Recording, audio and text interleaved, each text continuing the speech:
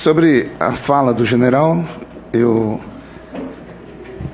confesso que esperava que ataques e coisas mais, mas ele, como é uma pessoa discreta e muito bem intencionada, falou apenas a verdade. E a verdade fez com que esse parlamentar entendesse suas palavras. Então, parabéns pelo seu posicionamento aqui, general. Todavia, senhor presidente, senhoras e senhores deputados e senadores, eu gostaria de comunicar hoje aqui a essa CPI que eu protocolei requerimentos, os quais eu tenho certeza que vão ajudar muito na elucidação de como se produz e se espalham notícias falsas com o intuito de destruir adversários políticos. Eu queria fazer uma pergunta ao presidente, se eu posso aqui, como foi feito na última reunião em que eu estive presente, um deputado usou um áudio de um vídeo, se eu posso colocar o áudio aqui para as pessoas... Pode não, no dia que eu fui falar... Não pode fazer as perguntas ao inquirido. Não, eu estou falando como líder, eu não posso fazer perguntas a ele, agora estou falando como líder. É só um comunicado. Não, no dia que eu estava aí também não pude usar, lembra? É que foi feito... Vocês lembram que eu não pude usar, não deixaram que eu usasse o áudio. Frota, não tumultua não. Não estou tumultuando, eu só acho que o que é para um é para outro. No dia que eu quis mostrar um áudio, não pude mostrar. O senador Randolph colocou o áudio naquele dia, Vossa Excelência contra mim, Vossa Excelência aceitou, inclusive. Mas aí era uma briga pessoal de vocês dois. Não é briga pessoal, aqui não tem nada pessoal, aqui é político, Frota. Tá bom, então era uma briga política de vocês dois. Olha, eu acho que essa questão de áudio, não ter áudio ou ouvir áudio, se eu não deixei na oportunidade para o deputado Alexandre Frota, gostaria que você trouxesse para colocar novamente, eu abrirei, porque já que houve esse precedente, eu não posso mais voltar lá atrás. Presidente, está franqueada a Vossa Excelência para trazer... Deixa ele mostrar que ele quer fazer surf político. Exato, o senhor vai gostar. Inclusive, o senhor vai gostar muito do áudio. Deixa ele mostrar que ele quer fazer fake news aqui. Veja só, a fake news é notícia falsa, né? Então eu estou trazendo aqui um elemento nesse momento para que todo o Brasil saiba onde nasceu a fake news. E eu tenho aqui um réu confesso. O réu confesso diz assim... Era bonito a gente viajar muito. No Brasil tem 30 milhões de crianças de rua. No Brasil tem 30 milhões. A gente nem sabia, tem não sei quantos milhões de abortos. Era tudo clandestino, mas a gente ia citando números. Sabe? Se o cara perguntasse a fonte, a gente não tinha, mas a gente ia citando números. Eu não esqueço nunca que eu estava debatendo o Roberto Marinho e o Jaime Lerner em Paris. Mas eu estava dizendo que no Brasil tem 25 milhões de crianças de rua. Eu era aplaudido calorosamente pelos franceses. Quando eu terminei de falar, o Jaime Lerner falou assim para mim: ô Lula, não pode ter 25 milhões de crianças de rua, Lula. Porque senão a gente não conseguiria andar nas ruas, Lula. É muito. O áudio aqui, senhor presidente, embora não esteja para ouvir, mas ele já está documentado aí na comissão, é um áudio do condenado Luiz Inácio Lula da Silva, que inclusive em uma palestra ele se orgulha de, como representante do Brasil, mentir para fora do Brasil para chamar a atenção dos países por onde ele passava. E ele diz aqui que ele foi inclusive questionado pelo Roberto Marinho e Jaime Lerner, que ele disse: Lula, se tivesse tantas crianças assim na rua, a gente não conseguia andar na rua. E ele mesmo dá risada, ele disse: nós tínhamos orgulho de viajar o mundo mentindo sobre o Brasil. Então, senhor presidente, o primeiro requerimento é para convocar o condenado Lula, que é líder de uma organização politicamente e habilidosa, né, chamada PT, para dar instruções, explicações de como funcionava a máquina de destruir reputações petistas. Junto ao requerimento, um vídeo onde o Lula dá uma verdadeira aula de como se produz e se espalha fake news. Foi esse que eu aqui acabei de mostrar para vocês. Quando governava o PT, ele usava o Ministério da Justiça e os órgãos policiais para produzir falsos dossiês contra adversários e depois despejavam esse material falso na internet e assim no intuito de destruir as reputações. Por isso eu requeri que convidemos também o delegado de polícia e ex-secretário nacional de Justiça, Romeu Tuma Júnior, autor do livro Assassinato de Reputações, um crime de Estado, para dar detalhes aqui de sua minuciosa investigação de como funcionou o primeiro grande aparato de disseminação de fake news da história brasileira, que até hoje funciona nas redes. O PT tem a maior milícia digital que já existiu na história desse país, que é a rede de blogueiros, sites e perfis nas redes sociais que foram por anos sustentados com verba publicitária da SECOM. Por isso também eu requeri a convocação para essa CPI da fake news de todos os ministros da propaganda das gestões petistas, Franklin Martins, Helena Chagas, Thomas Trauman e Edinho Silva, porque nós temos informação que foram gastos mais de 100 milhões de reais somente com blogueiros para destruir reputações, exatamente como disse aqui o general Santos Cruz. Também estou oficiando o secretário da SECOM, Fábio Vantagem, para que ele disponibilize o nome, CNPJ e valores repassados às milícias digitais petistas nos 13 anos do desgoverno do PT. Eu vou atrás desses CPFs que estão por trás dos CNPJs. Com a oitiva de turmas, senhor presidente, nós vamos descobrir aqui o modus operandi da organização criminosa e como os ex-ministros convocados, nós vamos seguir o rastro do dinheiro. O PT é uma organização política habilidosa e faz das mentiras um meio de ação política. O PT criou esse método sórdido de espalhar notícias falsas no Brasil e não tem moral para investigar ninguém. E devem sim serem investigados por todos os crimes que já cometeram. E termino dizendo que o PT na CPMI da fake news funciona como aquele batedor de carteiras que após furtar um desavisado sai correndo pela rua gritando "pega ladrão". Era só isso que eu queria informar, senhor presidente. E sobre Olavo de Carvalho, pela ordem, presidente, pela ordem, deputado, nós fomos citados aqui. Eu ainda estou falando. Não, Eu não terminei. Não, você fez uma acusação. Eu não terminei. Termine que eu Mas eu não terminei. O senhor fique à vontade. Conclui em nome do deputado Feliciano. Ladrão a palavra, Feliciano. Senhor presidente, Ladrão é só para você. dizer aqui, as pessoas que falam em tom pejorativo sobre o professor Olavo de Carvalho, que estudem um pouquinho as suas obras. Né? Eu vi aqui, inclusive, tanto parlamentares aqui quanto aí da mesa falarem. Eu convido vocês a lerem o Imbecil Coletivo 2, O Futuro do Pensamento Brasileiro, O Exército da História do Brasil. Então vamos entender que o professor Olavo nunca foi contra o Exército Brasileiro. Agora. A dialética simbólica, Maquiavel ou a sua confusão demoníaca e, entre outros livros, A Filosofia e a Sua Inversão. E vocês vão ver que ele é, de fato, uma pessoa extremamente preparada, habilidosa e não pode sofrer aqui depreciação. E se quiserem, convide ele para estar aqui na CPI e pronto. Ele não vem. Ok, deputado. Questão de ordem, deputado Rui Falcão. Em primeiro lugar, quem falou, primeira vez foi que uma pessoa desqualificada, citando Olavo de Carvalho, foi o general Santos Cruz. Não fomos nós aqui. Embora concorde. Segundo lugar, não, mas eu estou dizendo, foi ele que falou, você está falando dos deputados. Segundo lugar, presidente, não se faz uma acusação de ladrão sem resposta. Não, mas o senhor está dizendo que os deputados do PT são como aqueles que batem carteira e gritam "pega ladrão". Se for para pegar "pega ladrão", o senhor seria o primeiro a ser detido aqui na CPI.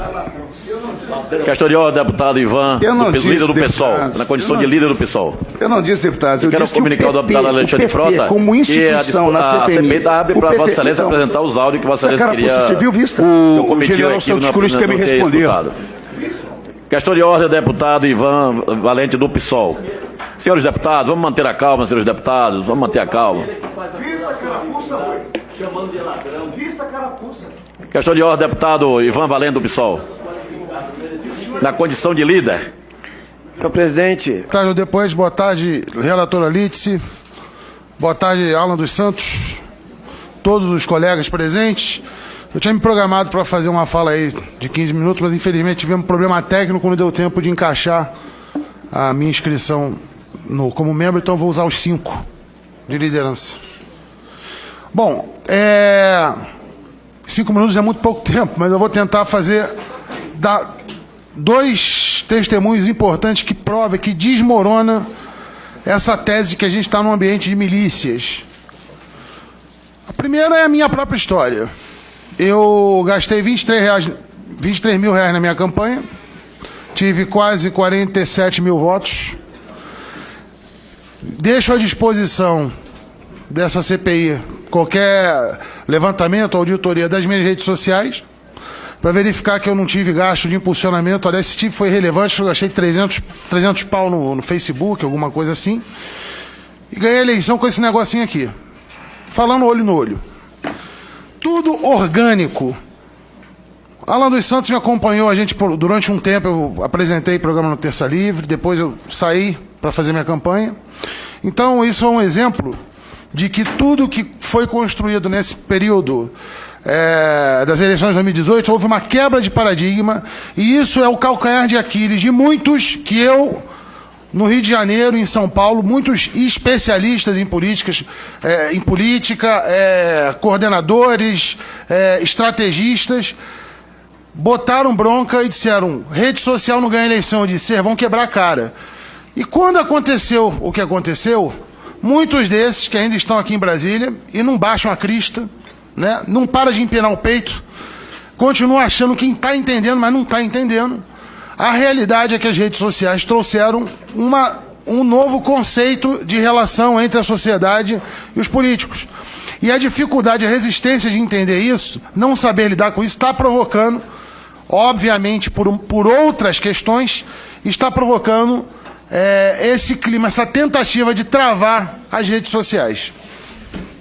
Principalmente porque o campo conservador foi o campo mais bem sucedido, obviamente porque é uma tendência natural. Como a gente já tem os diálogos circulando no campo progressista em toda a mídia, até pela formação do jornalista dos últimos 20 anos, as redes sociais acabou sendo uma válvula de escape dos diálogos conservadores. Então a gente chegou num ponto em que a gente acabou sendo dono do território, e é evidente que com isso você acaba trazendo efeitos colaterais. É óbvio que no pacote vem o que é bom e vem o que não é bom também. Mas o que é bom e o que não é bom está dos dois lados. Já foi citado aqui pelo deputado Felipe Barros, já foi citado pelo depoente, já foi citado por várias pessoas, uma infinidade de fake news do lado de lá. E aí a gente vai ter que entrar de novo nesse conceito, que continua sendo um conceito que não há consenso. Porque fake news, na prática, é uma palavra sofisticada para dar o nome de fofoca, boato, sátira, pegadinha, coisa que sempre existiu. E isso nunca botou ninguém na cadeia. E eu sinto um cheiro muito ruim, uma tentativa de transformar esse país num estado policialesco para prender quem conta fake news. E a sociedade sempre conseguiu se livrar disso. Quando não existia nem internet, a vizinha fofoqueira que contava mentira e ninguém acreditava, depois de um tempo ela não era levada a sério. Ninguém leva a sério o fofoqueiro. Então, as fake news, elas por si só, em qualquer instrumento de divulgação, ela vai se perdendo com o longo do tempo. Então, a gente não precisa botar ninguém na cadeia, nem caminhar para esse lado, nem intimidar. Um outro exemplo, rapidamente, é o senhor Nelson Barbudo. O Nelson Barbudo foi um fenômeno de massa.